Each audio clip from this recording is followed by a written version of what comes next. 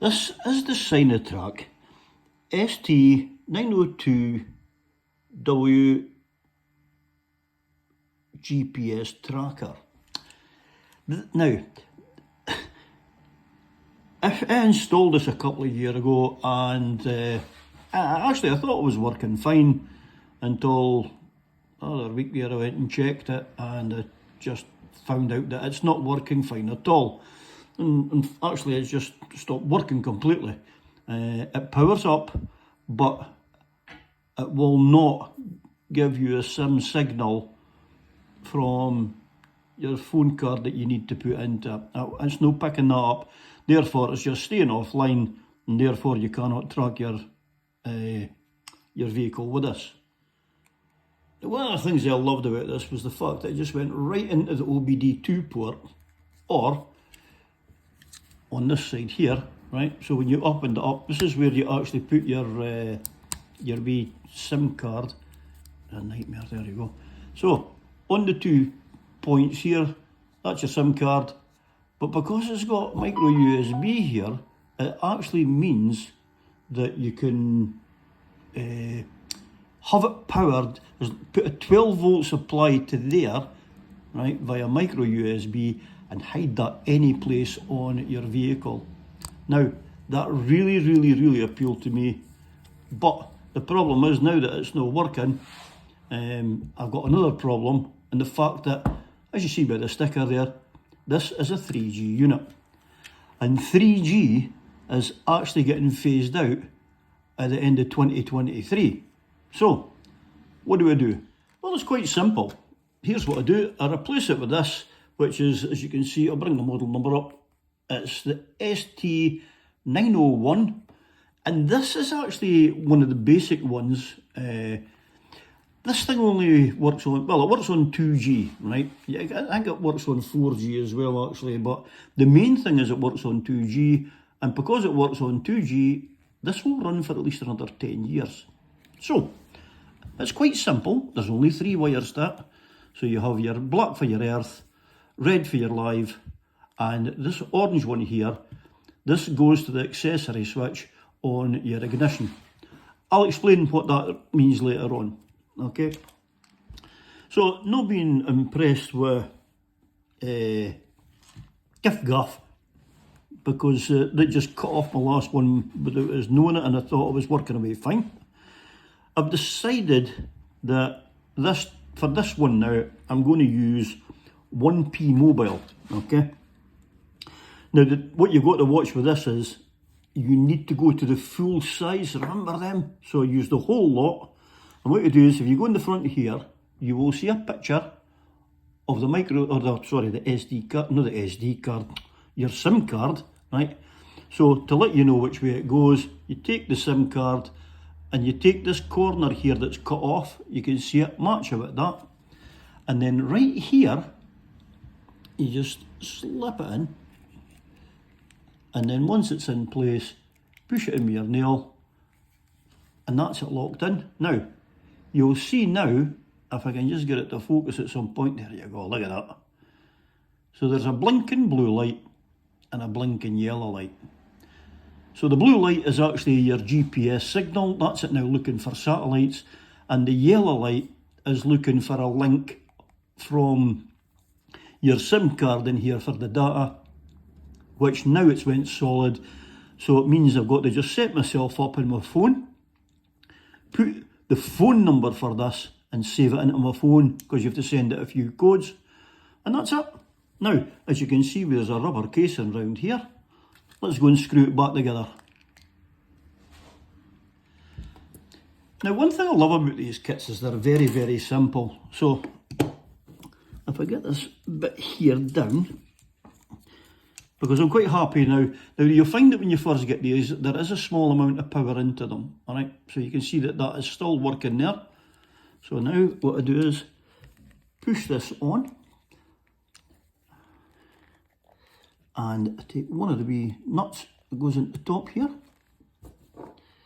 and then just tighten that up.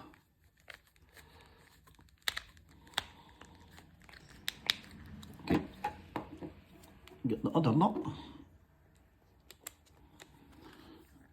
screw that into place as well. And there you go. So, that wasn't that hard. Now you get a double-sided piece of, actually I think this is Velcro, by the looks of it. It should separate. Yeah, there you go, look. So it is actually separating. Right, which means that you can actually stick this onto here, or onto the back probably would be better, right? And then the other side stick to where you're hiding this, which means you've still got access. So if you do have to pull this out because you have to do work on it, or check the SIM card or whatever, right, it can come on, change that, and then you can put it back in again, all right? But basically, that's this done. So, what I've got to go and do now is, I've got to go and put the live direct to a power supply continuous. The black goes to an earth, and then run this wire here over to the ignition, alright? But because I'm not putting this in the vehicle just now, let's go to the bench and we'll wire and show you there. Right, so there we are on the bench now. As you can see, I've got 12 volts running through it, and there you go, with the handy helpers there. Red is the red, and black is the black. There he is, he's up there, and the black is the black. So, I'm on the PC now, and as you can see, right here, this is me here, so I've just shown you where we are in the world, right? So, if you bring the whole of the world up now, and now I know that I'm showing the number of this tracker here, but that's not a problem, because as soon as you go into this bit, you can actually set the password from the default, and I would totally recommend that that is one of the first things you do.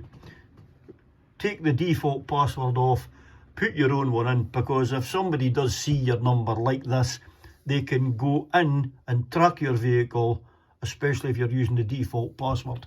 So, without further ado, as you can see, it's picked me up.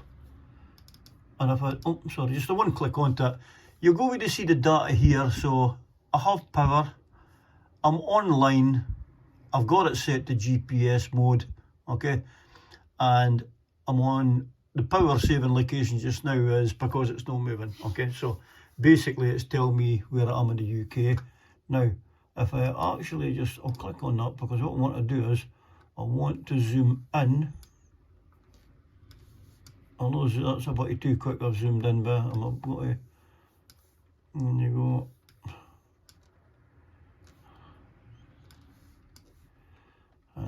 Here we're getting there, right. Right. Actually, I can even go into satellite here, it'll probably be a bit better for us, right. So, basically that's showing where I am in the UK, and that's where I am just now. And if I click onto it, right, so I'll bring this back up. Actually, if you see there when I hover over, look, there's the details that you can get down the right hand side, well, down to here. So here's where I am in Bonnie, Perthshire. And what I want to show you now is I'm going away to take this red wire. So actually, if I move this around here, right, just to let you see what I'm going to do, right. So, sorry, not the red one, the orange one, right. And I'm just going to touch it onto the red here. Alright, and what that is going to simulate, if you just keep your eyes on here where it says power saving location, okay, if this was wired up to an ignition, there you go, look, engine on. So that's now just informed me that, oh, hang on a minute, my engine's on and the vehicle is driving. So I know that when I'm checking this with this data here, the vehicle is actually in movement, okay? So it's not as if it's moved to another place, there is actually somebody driving this vehicle right now. So when they've stopped, now I've taken the orange wire now off, and I'm back to power saving location. That's how quick the data is on this. As cheap as chips as it is, fantastic. So if somebody was to steal your vehicle, then you've got a good tracking onto this. Now, up here, you'll see at the top here, there's 3 tabs. You could do all this on your phone as well, but I'll love it on this because there's more to do here. So if we go to the replay one, you'll see that up here, I've actually picked the first, because on the first, I was actually away up, where was it? Glencoe, right? So you can see on the map here, there's where I was parked overnight, okay?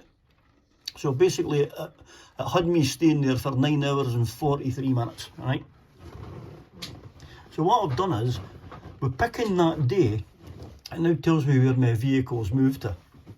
So, if we use this information down here, where you're seeing the purple, alright, we'll say that was where your vehicle was last tracked, right? And we'll also say now that you've found out that your vehicle has been stolen, alright? So you're getting a time scale here as it goes. But when you go down the bottom in the play here, right, I had to go back to the start because I've not actually, there you go, I've used this. Right, so as you can see, get that way out of there, right, hit the play button, and what it's going to do now is show me exactly what happened.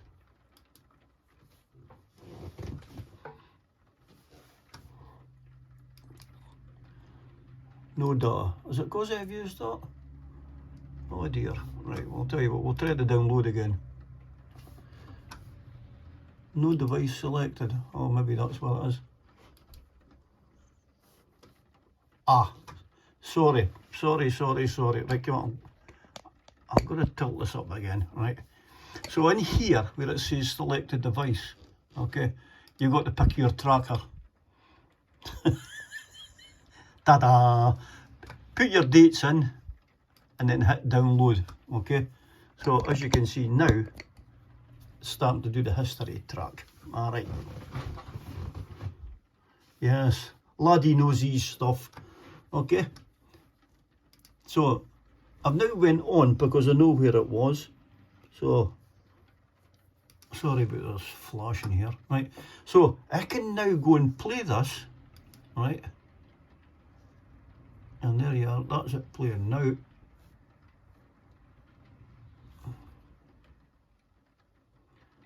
And there you go. If I zoom in, it's because it doesn't look like you're doing much.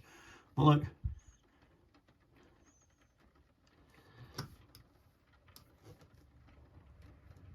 Now it tells me it was motionless here for 12 minutes. So I know I stopped at this bit here. So basically this is me driving through Glencoe. Okay, and this is actually a viewpoint in Glencoe. So I'm still coming up, I'm way up here now, right?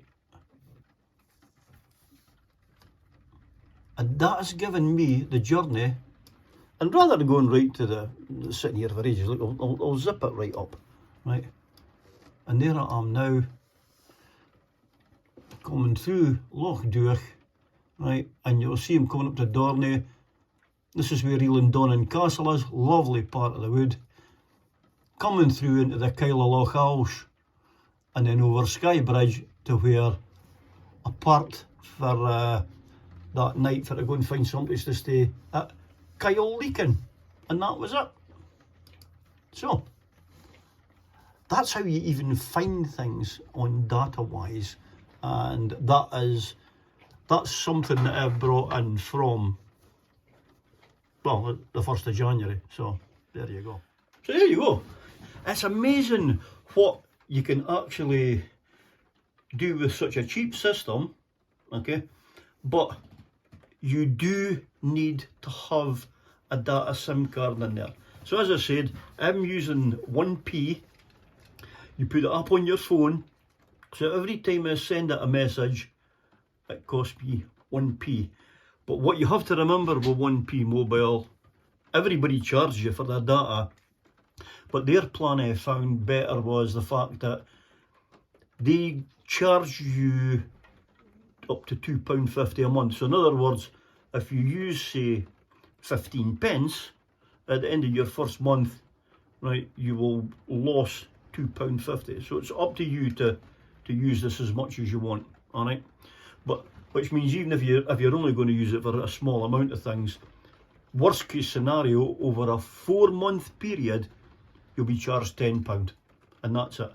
So that means then 3 times a year you will have to put £10 in. So to do this whole system, all it's costing you is £30 for a whole year, and it's amazing what it can do for you. But for the case of peace of mind, I don't think that £2.50 a month, a full month, is really that dear. So I hope you've enjoyed it. If there's anything you would like to put a note down in the comments, I would love to hear your thoughts on it. And again, I hope it's actually helped somebody that wasn't aware that 3G for a kick-off is going at the end of 2023. And well, if you're in the market for a cheap, sufficient kind of tracker for your vehicle, SinoTrack hasn't let me down up to now. Touch wood. So, till the next one. Thanks for joining us, and I'll see you later. Ta-ra.